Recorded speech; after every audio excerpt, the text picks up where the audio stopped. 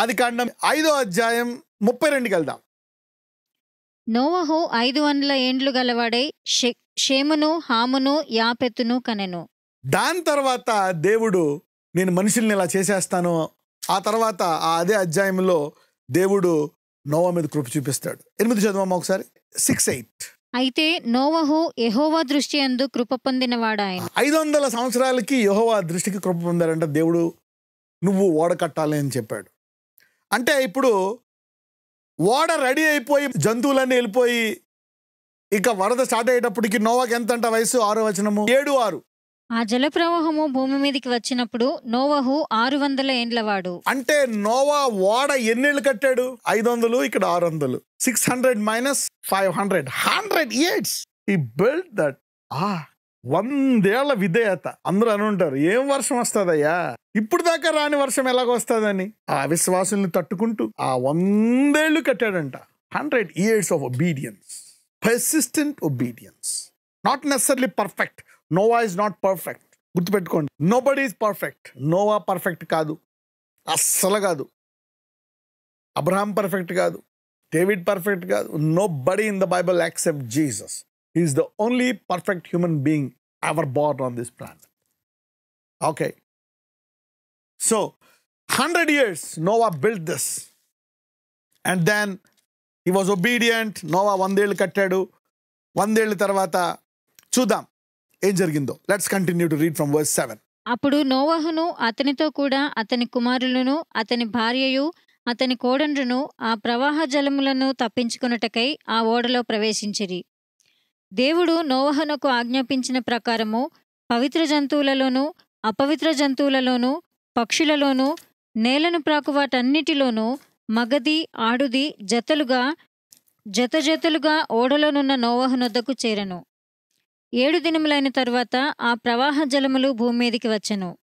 నోవహు వయసు యొక్క 600 సంవత్సరము 2వ నెల 17వ దినమున మహాగాధ జలముల ఊటలన్నీయు ఆ దినమందే విడబడెను.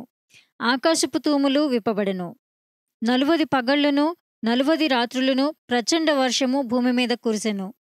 ఆ దినమందే నోవహు కుమారులకు షేమును, హామును, యాపెతును, నోవహు భార్యయు వారితో కూడా అతని 3 కోడండ్రును ఆ ఓడలో ప్రవేశించిరి.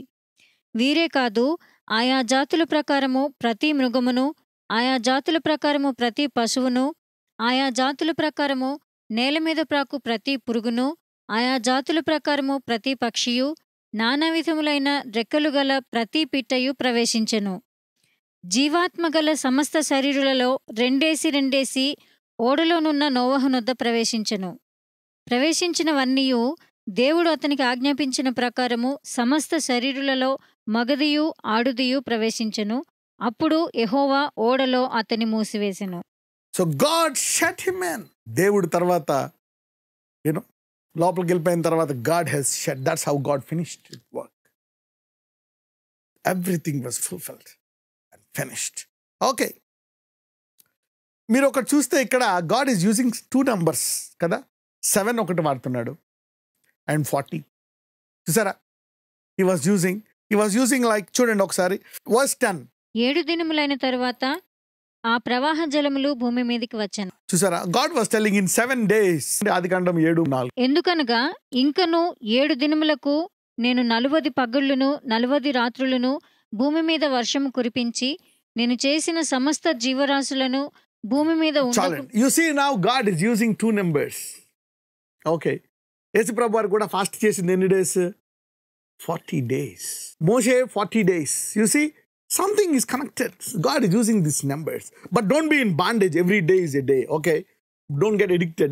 Just see, let us see. ఎందుకంటే ఇది అప్పుడప్పుడు మనకు ఉపయోగపడతాయి. This will sometimes talk very big. The 7 will talk very big. 40 will talk very big. Okay?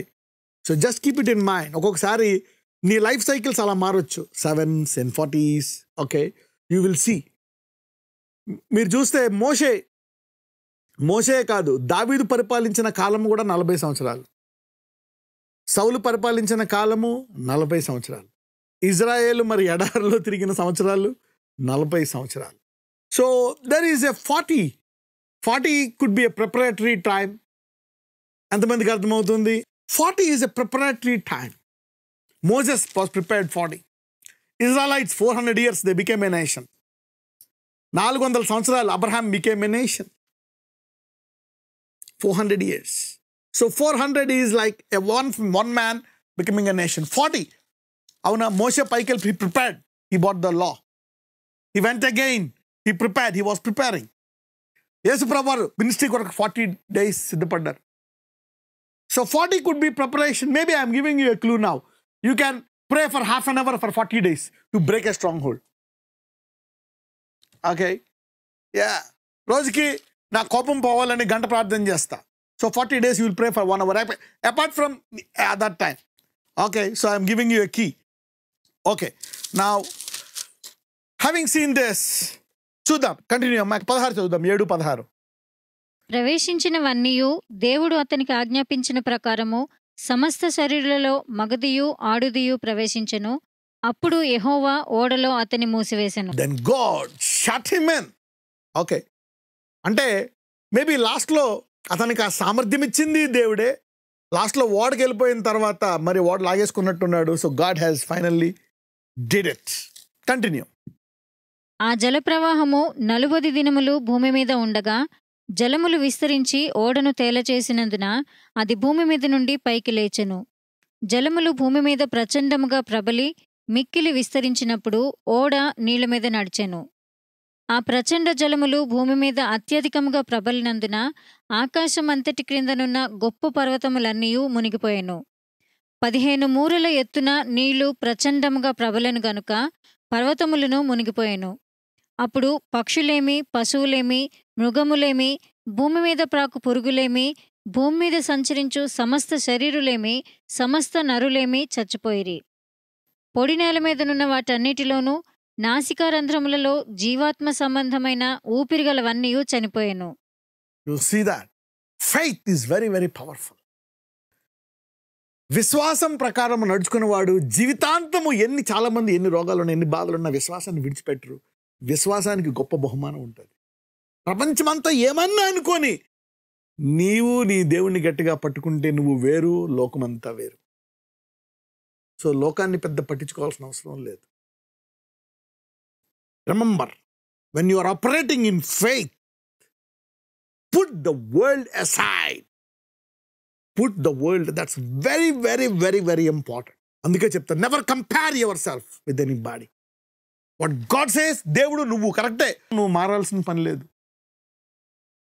మీ బంధువుల ఒపీనియన్ ప్రకారం, పెద్దల ఒపీనియన్ ప్రకారం, వాళ్ళ సలహా ప్రకారం, నో.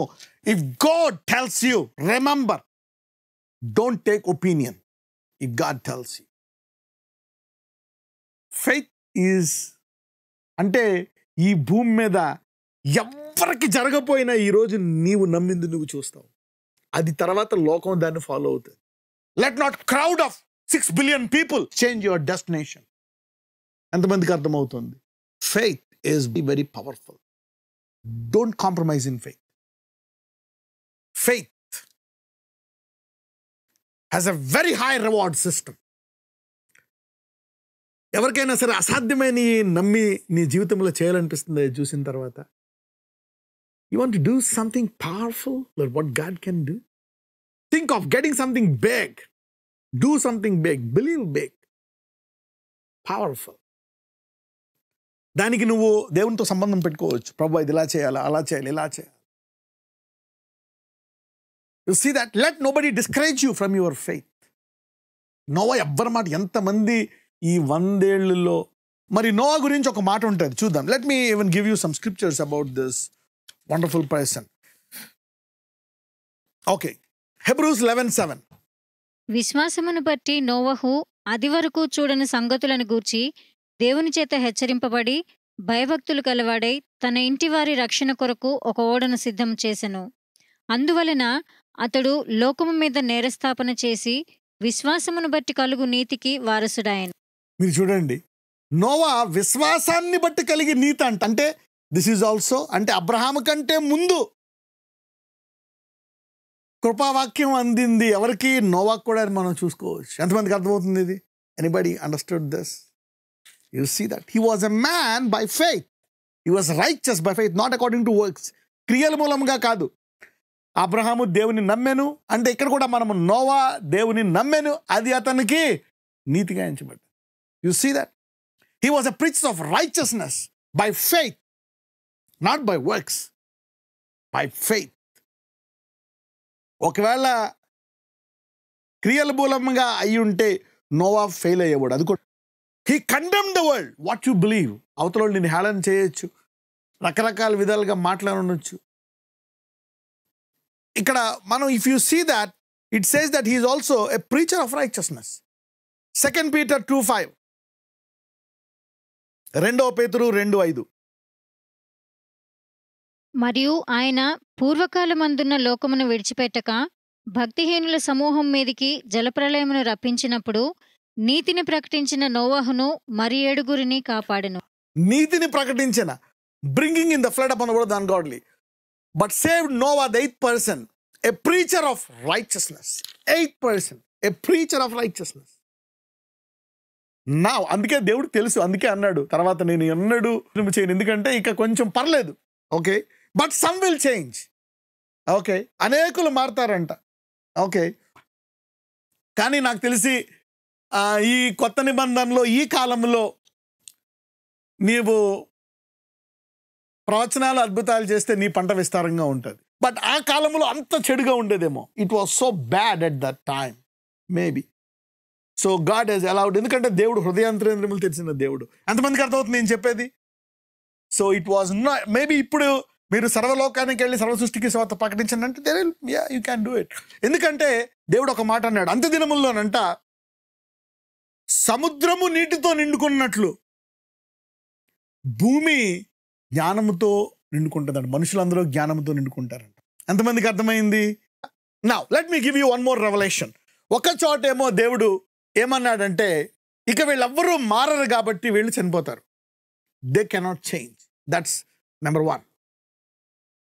తర్వాత మరి మీరు చూస్తే దేవుడు ఏమంటున్నాడు, యేసు ప్రభువు వారు చనిపోయిన తర్వాత మరి ఆయన శిలువ మరణానికి ముందే యెషయా ప్రవచిస్తాడు. ఏంటంటే నా ఆత్మను నేను కుమ్మరిస్తాను ప్రజలందరి మీద, వారందరూ ప్రవచనాలు చెప్తారు, ఆశీర్వదించబడతారు, వృద్ధులతో సహా అందరూ మారిపోతారు. అంటే ఆ కాలానికి ఈ కాలానికి చాలా తేడా ఉంది.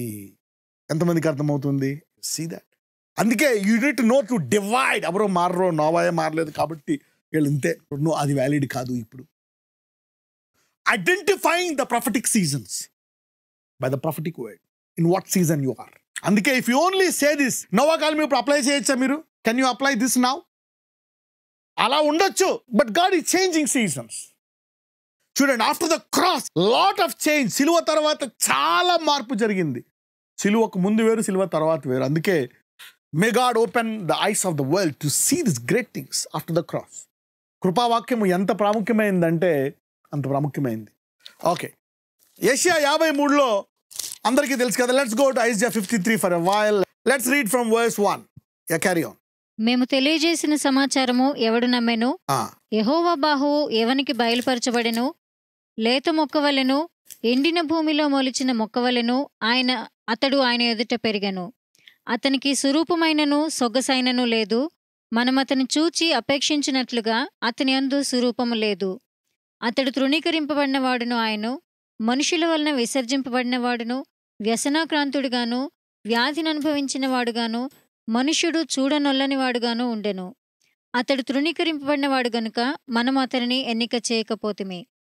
నిశ్చయముగా అతడు మన రోగములను భరించెను, మన వ్యసనములను వహించెను.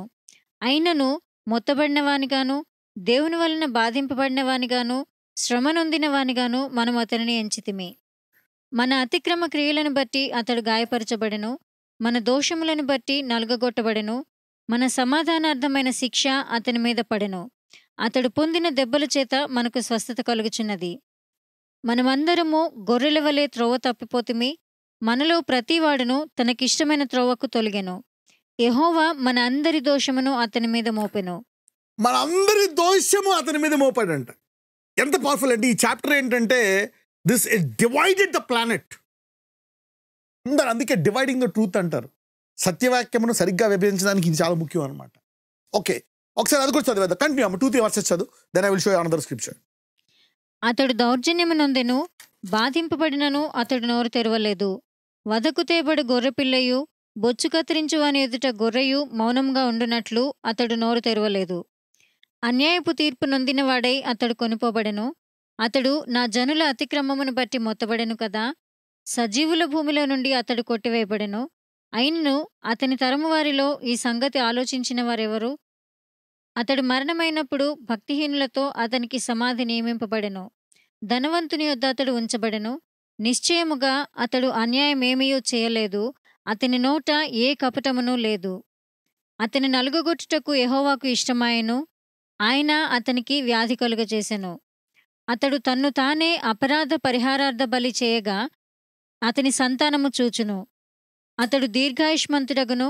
యెహోవా ఉద్దేశము అతని వలన సఫలమగును.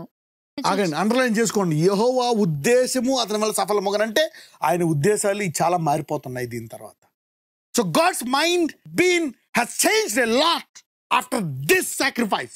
There is a different will, different plan after this chapter. Read it. అతడు తనకు కలిగిన వేదనను చూచి తృప్తి నొందును.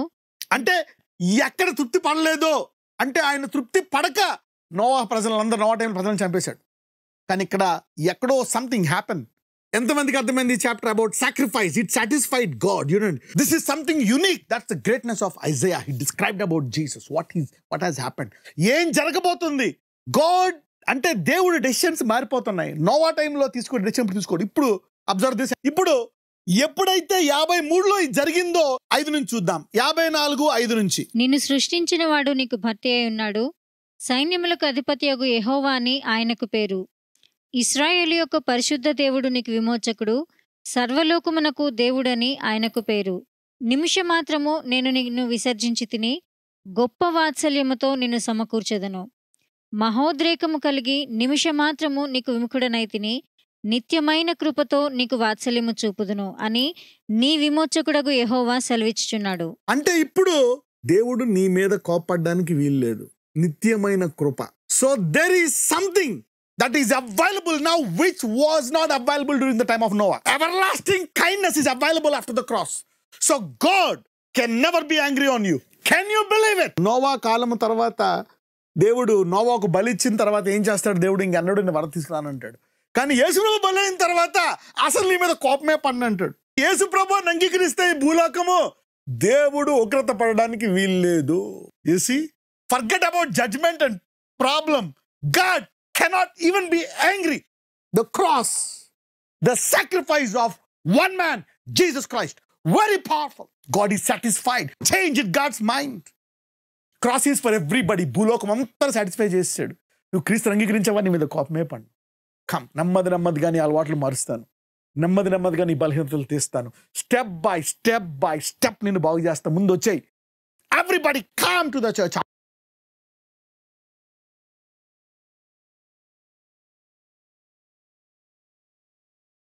నజరేయుడైన యేసయ్య విన్న వాక్యము వారిలోకి వెళ్ళి వారు ఒక మంచి నిర్ణయం తీసుకొని నీ ప్రేమగల వాక్యం, కృపగల వాక్యమును, నీ ప్రవచన వాక్యమును వారు విని వారి జీవితాల్లో ఆశీర్వాదం పొంది వారి ద్వారా ఈ ఊరు, రాష్ట్రము, దేశము, ప్రపంచము అనేకలు ఆశీర్వదించబడేటటువంటి కృప వారికి దయచేయండి.